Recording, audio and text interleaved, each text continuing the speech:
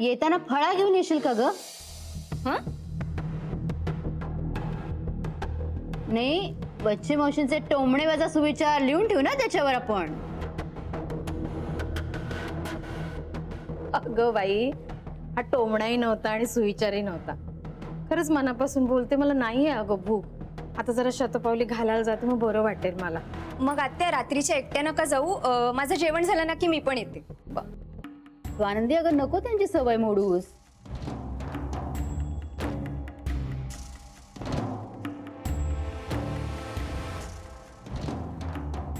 एकदा का त्या त्यांच्या घरी कायमच्या निघून गेल्या की लग्न जमवण्यासाठी 10-10 वाजेपर्यंत पायपीट करावी लागेल त्यांना. तेव्हा एकट्याच असतील ना ग त्या, कशा त्यांची सवय मोडतेस तू? अच्छी मावशी, राग नका मानू तुम्ही, मी ना आपल्या सहजच बोलली. कळलं ग ललिता मला, तू सहजच बोललीस, नाही आला मला राग. बरोबर आहे ग तुझं. हे बघ, माणसाला आपल्या घरी गेल्यानंतर पायपीट करावीच लागते. जगण्यासाठी वणवण कुणाला चुकलीये?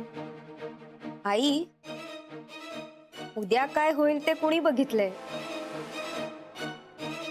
नाही म्हणजे आत्या त्यांच्या घरी जातील तेव्हा त्यांचं आयुष्य त्यांच्या पद्धतीने सुरू होईलच, पण मग आज आपण आपली पद्धत का सोडायची?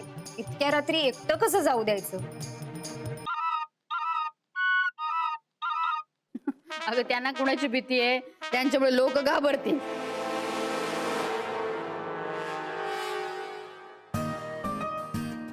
आई, त्यांना कोणाची भीती आहे म्हणून नाही, आपल्याला त्यांची काळजी आहे म्हणून जाणार आहे मी त्यांच्या बरोबर. आणि आपल्या पाहुण्यांची काळजी आपणच घ्यायला हवी ना. त्यांना ना आपल्या घरात असं छान वाटायला हवं.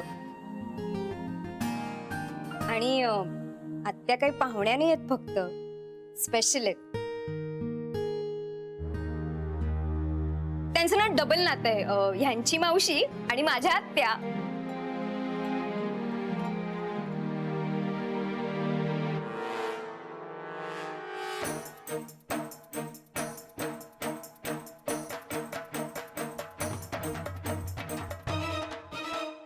सगळे हसतायत, तू नको हसूस. आनंदी काय म्हणाली ऐकलंस ना? उद्या काय होईल कोणी बघितलंय? हं? उद्या जर मी तुझा सगळा कारभार तुझ्या मुलाबाळांना ऐकवला तर काय होईल? इकडे फक्त लक्ष दे.